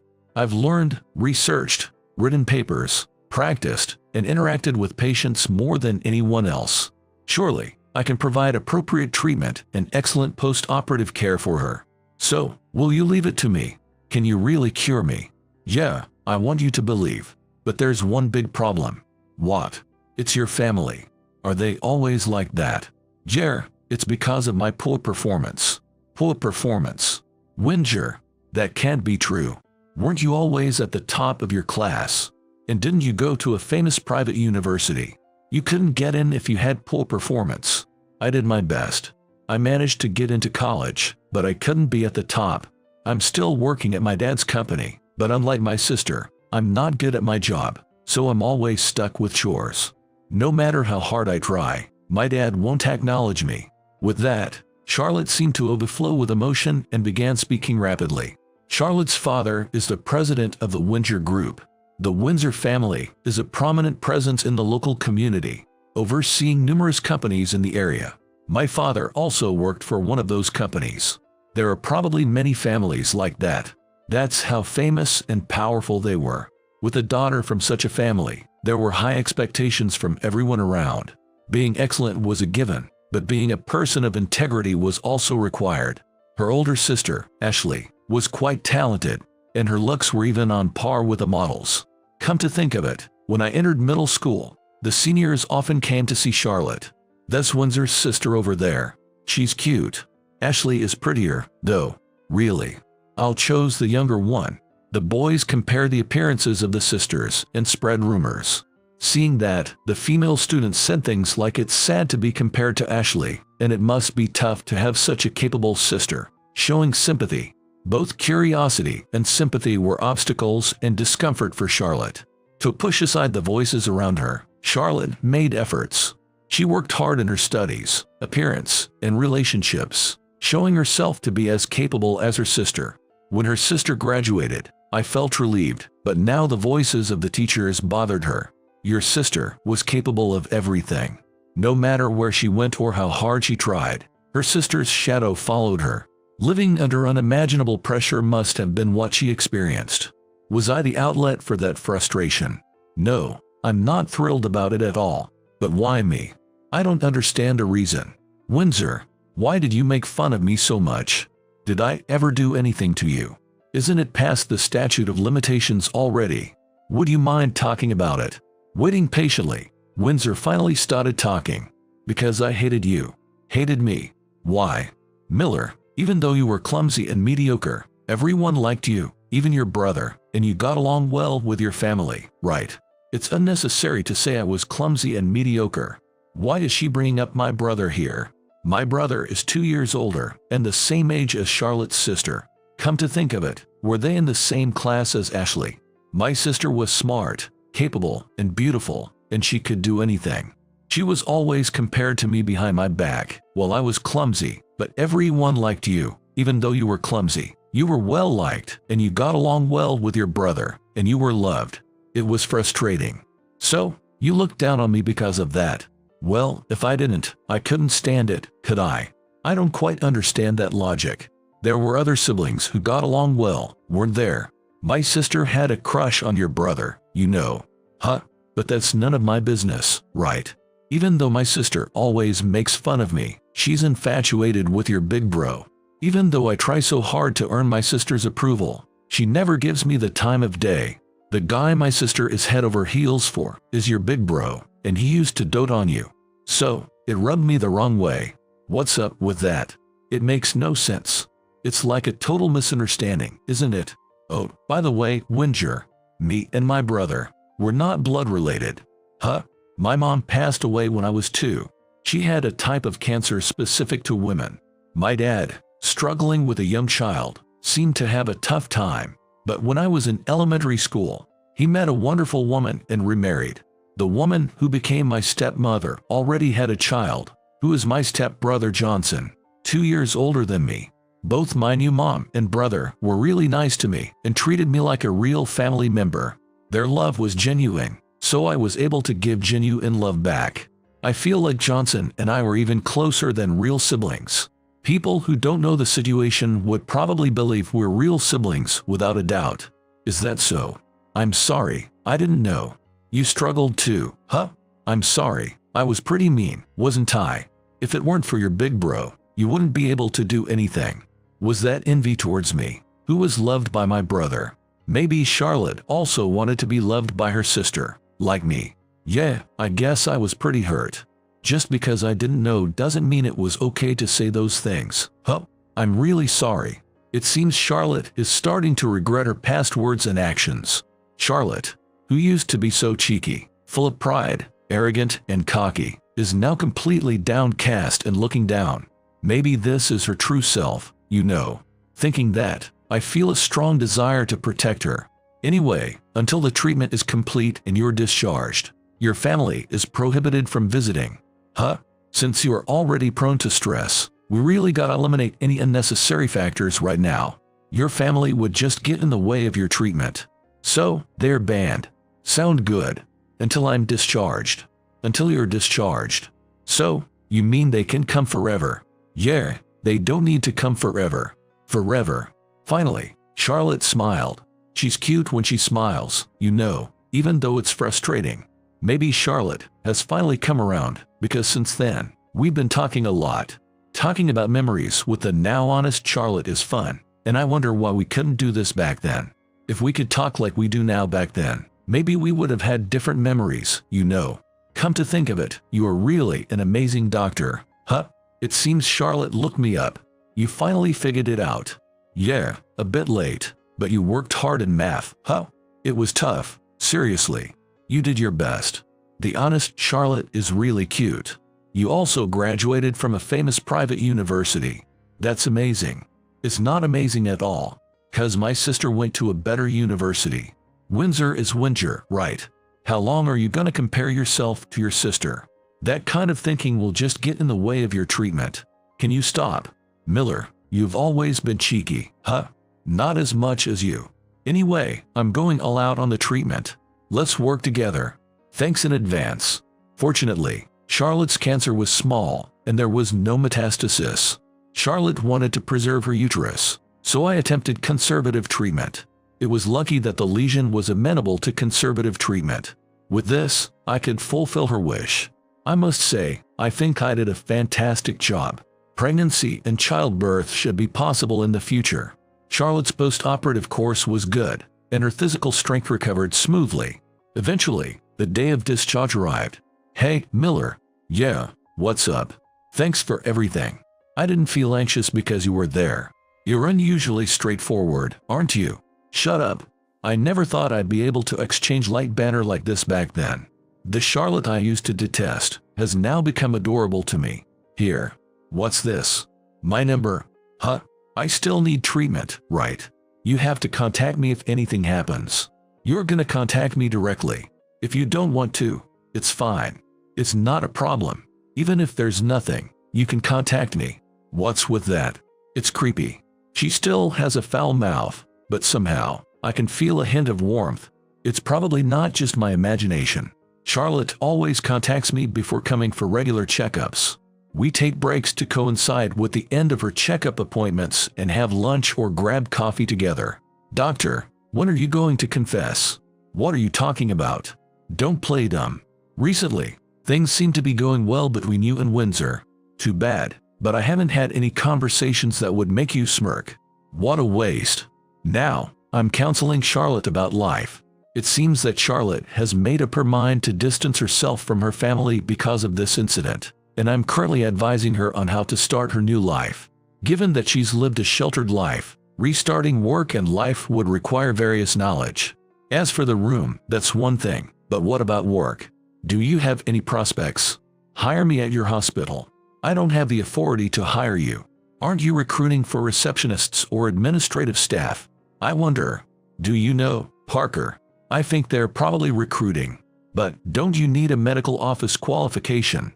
You need a qualification. Some hospitals and clinics may not require it, but university hospitals like ours might. I see. I just need to get the qualification. Huh? Are you going to work here? Is that not allowed? No, it's not up to me to decide. Good for you, Dr. Miller. I'm not sure what's good, but Charlotte is smiling happily, saying, he. Several months later, Charlotte, who successfully obtained her qualification, proudly became an official employee at our university hospital. The doctors were delighted because she looked good, but they were knocked out by her strong-willed personality and retreated. Charlotte, who is smart and quick-witted, demonstrated her abilities as a valuable asset and built her position within the hospital. Once her work was on track, Charlotte started living alone. Although she felt anxious about becoming independent from her family, she seemed to enjoy the genuine freedom, looking lively and happy. This is how it should be. Charlotte, who is now fulfilled, is more charming than ever before. I was worried that she might attract envy from other women, but strangely, Charlotte has always been popular among women, and she quickly became a favorite. She seems to get along well with Parker, often enjoying lunch together. When she sees me, Parker greets me and invites me to have a meal together, but I decline. "Doctor, you like Windsor, don't you? I'll help set you up, so give it your best shot." "No, that's not it." I decline, but for some reason, Parker seems to be scheming to set up Charlotte and me. "No, that's not it." "Miller, you like Parker, right? Want me to assist?" "Huh? How did you know?" "I've been watching since middle school, I can tell." "I see." Charlotte sees through everything. "That's right, I'm targeting Parker." "Me targeting Parker." Charlotte trying to set up Parker and me. Parker trying to set up Charlotte and me. This strange triangle created enjoyable and fulfilling days nonetheless. I don't know how my love life will turn out in the future, but saving the heart of one woman will someday become my greatest pride. I want to continue being a doctor who can respond to patients' hearts. I will polish my skills to contribute to the QOL of everyone I encounter, and move forward toward the future. I was a neurosurgeon recognized as one of the best in the field, but I retired from my practice last year. After losing my parents, I suddenly lost my purpose in practicing medicine. While blankly looking at my parents' honeymoon photos at my family home, I thought, if I go there, something might change. With plenty of time on my hands and having accumulated considerable financial assets during my career as a neurosurgeon, even if nothing changes there, I can still enjoy my hobby of fishing here, providing a good distraction. That's it. I'll go here too. And so, I booked a one-way ticket to Hawaii where my parents spent their honeymoon. While there, I had the pleasure of meeting Emily and her mother, Madison. The two of them run a long-established inn on the island. Thanks to them, I felt my hard heart gradually softening. Someone help. But one day, I heard Emily's scream. When I hurriedly went inside, I found Madison collapsed near the stairs. "My name is Alex Thompson. I've had an outstanding memory since I was little, and have been praised as a child prodigy. I don't forget things I've heard once. I also have a photographic memory. I don't remember studying much until high school, and I couldn't understand at all why people around me would pull all-nighters to study before tests. Then I decided to become a doctor for a certain reason. The girl I had a crush on was determined to become a doctor. Her name was Samantha Williams. She was my first love. I was praised for my good grades, but I didn't have friends. But Samantha talked to me normally. I, who had no immunity to girls, fell in love with her just by being talked to. I'm going to medical school, I declared to my parents in the spring of my junior year of high school. The reason was because Samantha had said she wanted to become a doctor. You might be amazed at how simple my motive was, but for me who didn't have anything I particularly wanted to do, aiming for the same thing as the person I liked made the future seem somehow brighter. However, my parents, who had never said anything about my career path until then, opposed it this time. Being a doctor isn't that easy. But I got a 4.0 GPA. That's not what I mean. Doctors deal with people. You lack sympathy, right? My mother said, and I tilted my head. I wasn't aware of that myself. Not really. I'm not like that. My parents sighed. Alex, do you remember what you said to the person who was looking for their lost dog the other day? Oh, I said it's too late to panic after it's gone. I mean, isn't that right? It's still okay because it's a dog, but if it were their child, it would be a big problem. That's what I mean. The reason you're not suited to be a doctor. But it's the truth, isn't it? If it's important, it's the owner's duty to keep a close eye on it. As I counted, my mother sternly said, "It's not always right to say the right thing. People have hearts." No matter how much my parents persuaded me, I couldn't understand what they were saying at all. Rather, she actually upset me. It was the first time someone had directly disrespected my personality. If it comes to this, I'll definitely become a doctor and show my parents. I ignored what my parents said, and after graduating from college, I took the MCAT exam and eventually got accepted to medical school. On the contrary, Samantha didn't pass the MCAT. Alex, I'll try again. Just give a year. Samantha came all the way to my house just to tell me her decision. You say you'll study for another year, so why didn't you do that until now? I asked. I honestly tell her what I think. What? If you properly analyze yourself and study, you should be able to pass, right? Yay, that's right. Time is limited. Isn't that kind of ability also important to become a doctor? Samantha, who had been looking down until halfway, raised her head. Alex, you may be good at studying, but you can't understand the emotions and feelings of others. I definitely don't want someone like you to be my doctor. Samantha, who was always gentle, glared at me with tears in her eyes and ran away. Though I had a crush on her, I believed she was wrong. That's why I gave her a lecture on what was right. Why on earth did she retort? What an arrogant attitude. My affection for Samantha vanished instantly. Doctors should tell people the right things. Feelings or whatever have nothing to do with doctors. I became a doctor to prove to those who denied who I am, and to myself, that my logical approach was right. Time passed, and I turned 51 this year. I'm now blankly fishing at the sea. I started fishing, which was my father's hobby, somehow after quitting my medical practice. Yes, I quit medicine last year. It's not like I was kicked out of the medical world. After all, I had been praised as one of the best neurosurgeons for a long time. But one day, I suddenly lost my purpose in practicing medicine. Another zero cash today. I put away my fishing gear and go home. I, who lost my mother 5 years ago and my father 2 years ago, now live alone in my family home. I was so busy that before I knew it, I missed my chance to get married, and with my parents gone, I truly became alone. No, it's not that I didn't get married because I was busy. I never fell in love with anyone other than Samantha back in high school. I wonder how people fall in love. I guess even if I do, they'll probably bring up feelings again, and in the end, marriage seems like a hassle too. For no reason, I took my parents' album. In the photos, they didn't look troubled at all. They both laughed a lot and seemed to be having a great time. What's so fun about that? Then I found their honeymoon photos. My parents said they went to Oahu Island, Hawaii for their honeymoon. That's where my father tried fishing on a boat for the first time and became fascinated by the charm of fishing. I want to see this beautiful sea together with her. I want to eat delicious food together with her. I want to make her laugh. I hope you'll also meet someone like your mom that and live each day feeling happiness. Those were my father's last words. What are you saying? I didn't understand the meaning of these words at all, but these words stayed in my mind, and eventually I couldn't concentrate on work.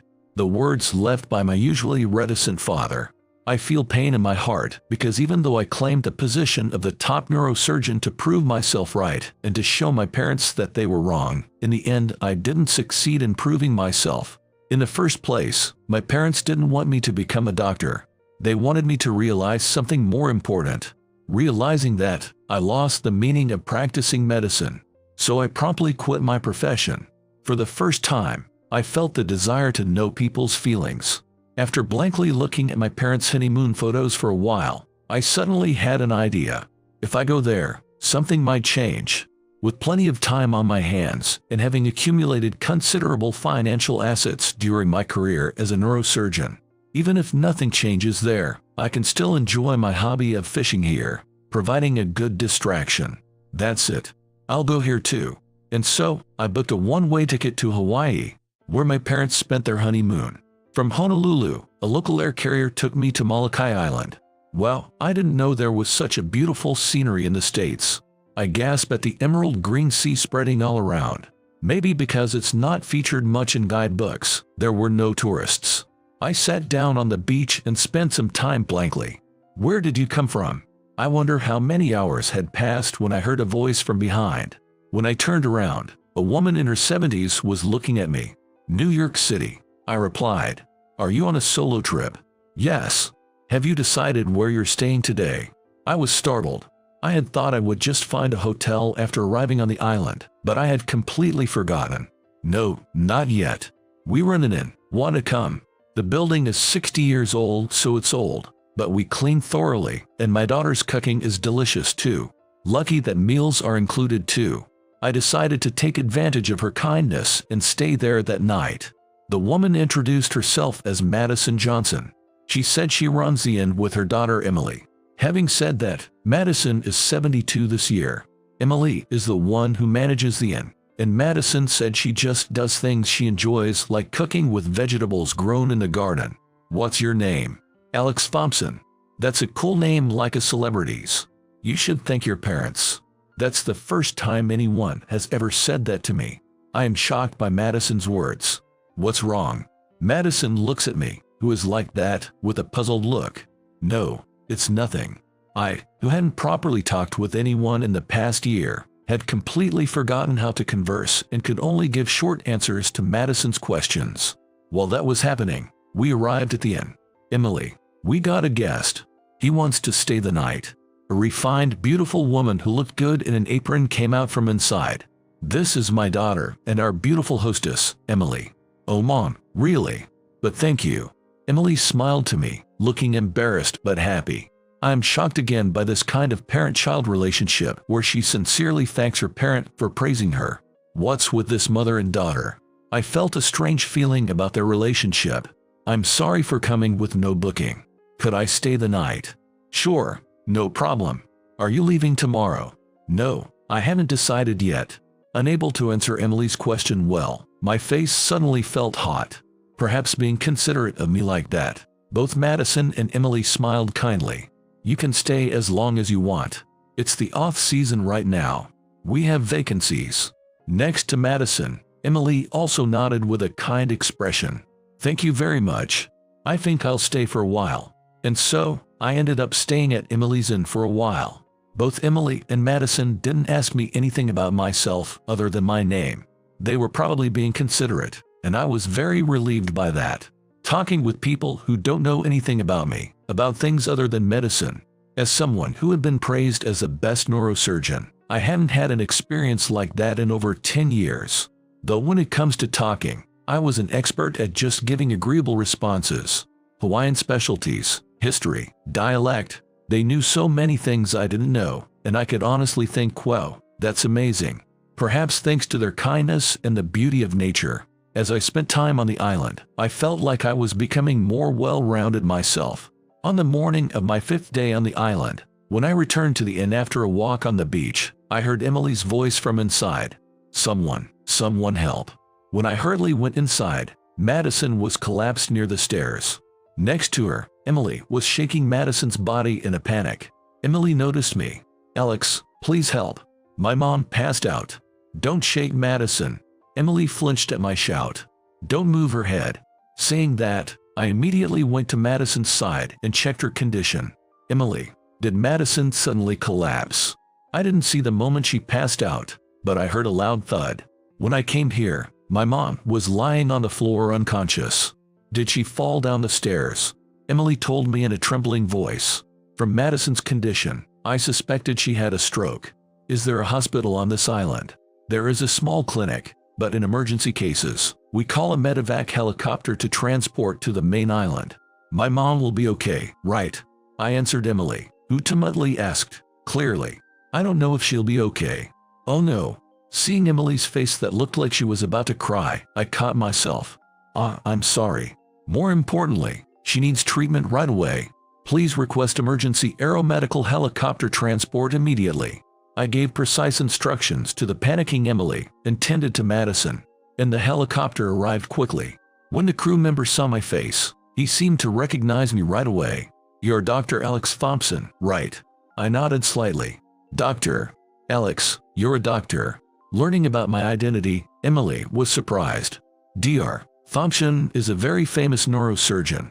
Doctor, could you please come with us to the main island and assist with the treatment? We'd greatly appreciate it, but I haven't practiced medicine for over a year.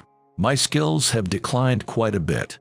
I tried to decline, saying that, but Emily clung to me crying. Alex, please save my mom, save her. Can I save Madison?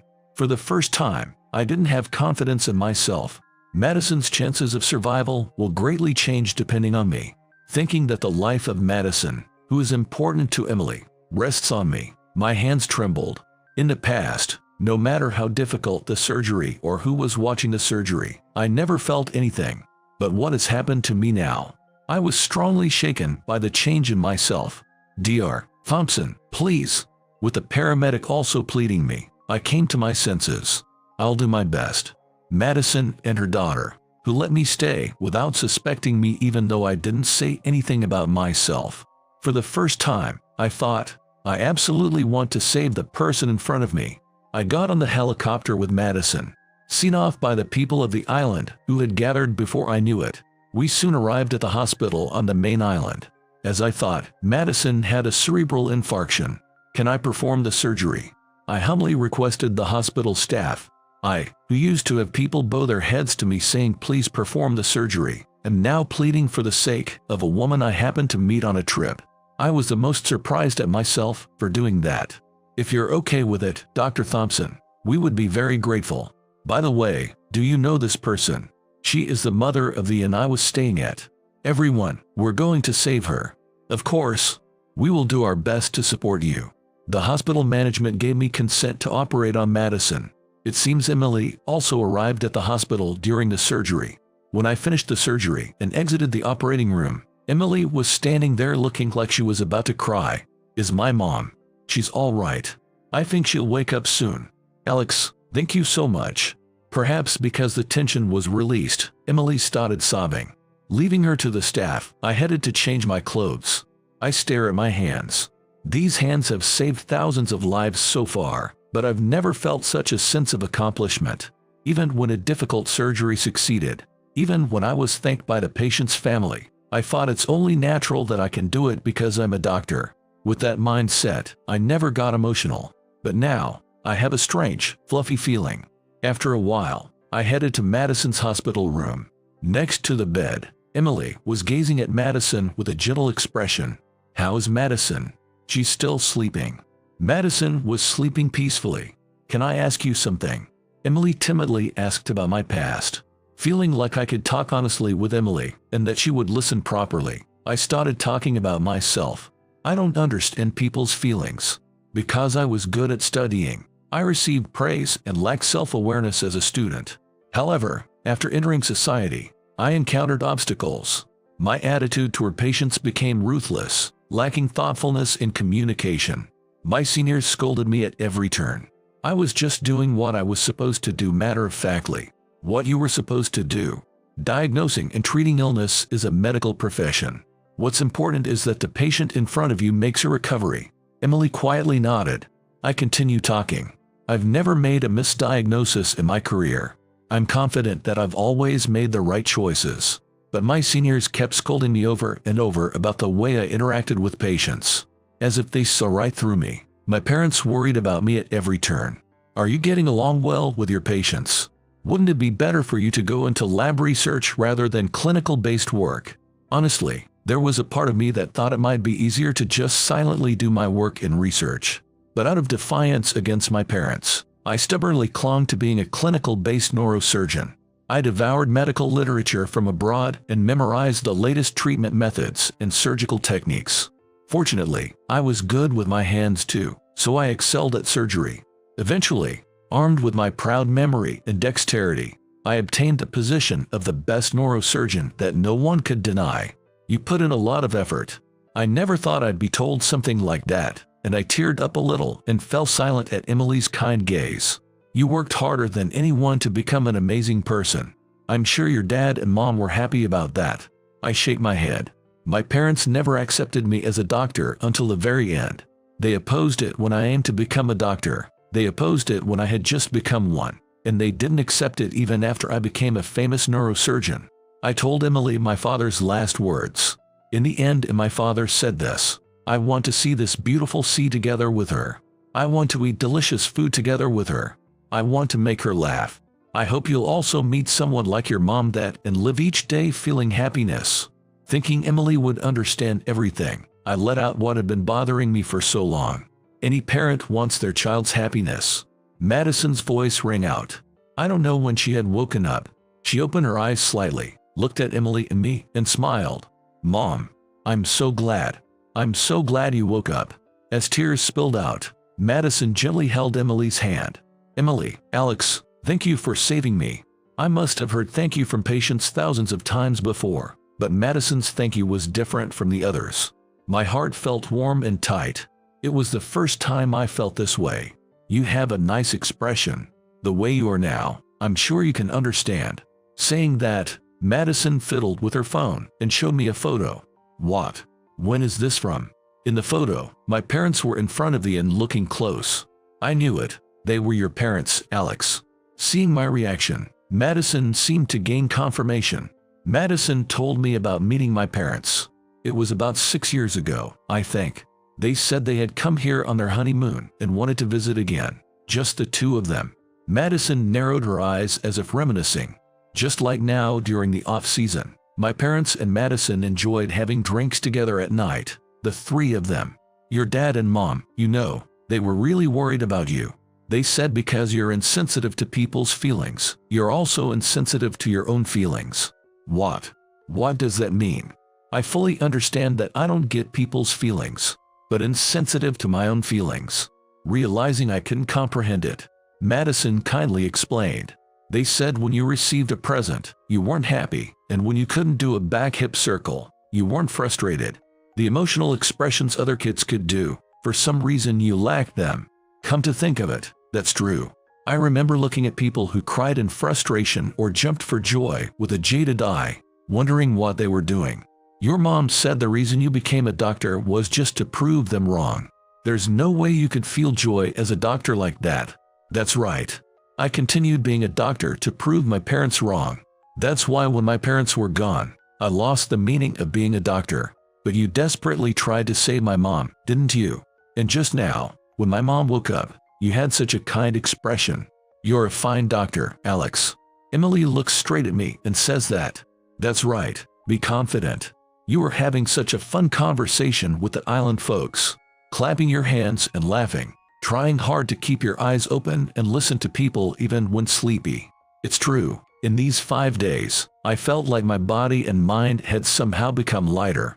Thanks to the island people who treated me as an individual despite not knowing me, I had become able to express myself honestly. Your parents guided you here. Seeing you now, I'm sure they're happily watching from above. Hearing Madison's words, I gaze at the sky through the hospital room window. The sky dyed red by the sunset. I remember my mom asking me why the sunset is red a long time ago. Because the sunlight refracts. Then an elementary school boy proudly explained what I had read in a picture book.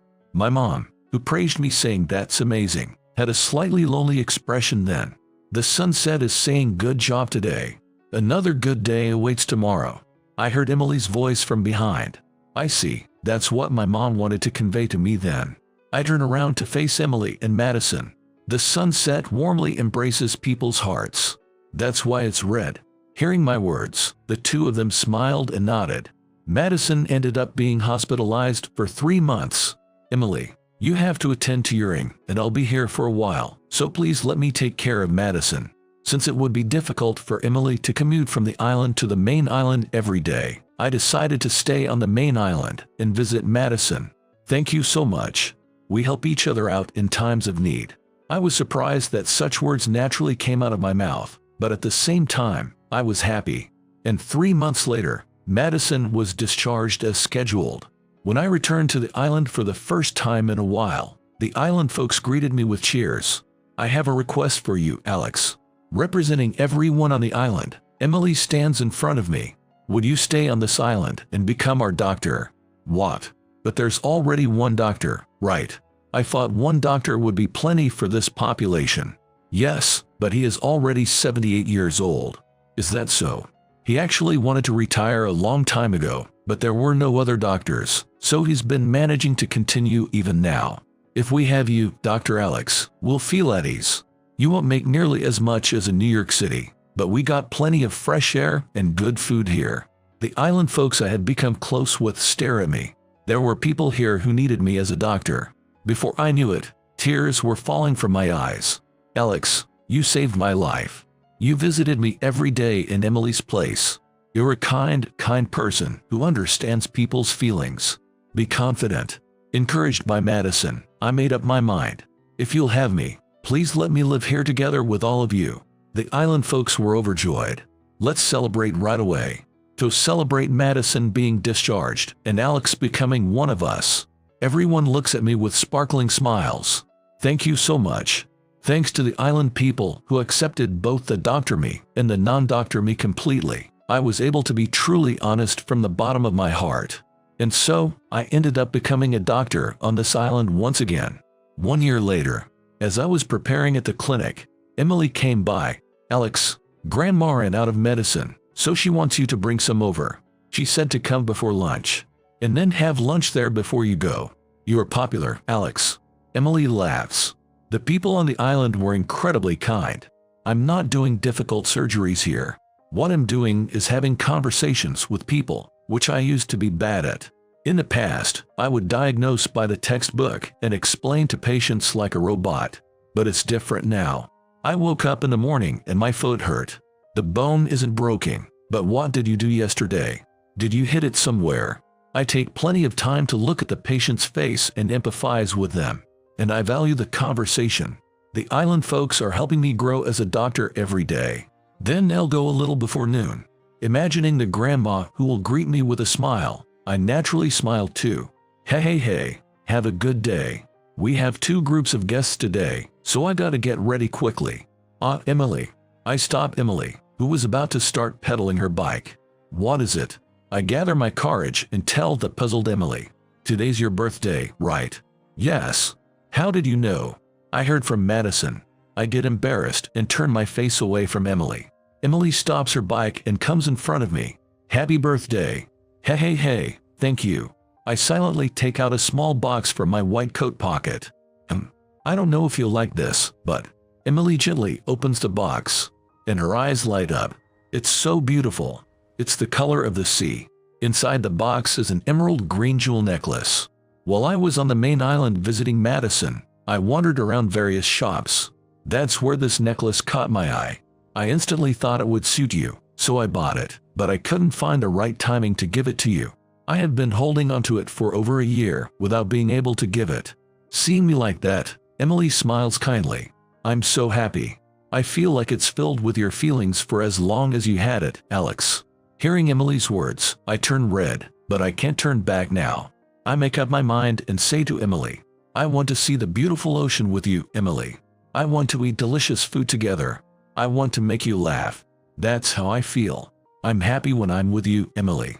Will you stay with me forever? I gather my courage and propose. Emily falls silent for a while. Until I hear her answer, I feel my heart beating loudly. I've never felt this way before. After a while, Emily raises her head. Are you sure you want to marry me, who only knows about this ordinary island? I want you to stay with me for the rest of my life, Emily.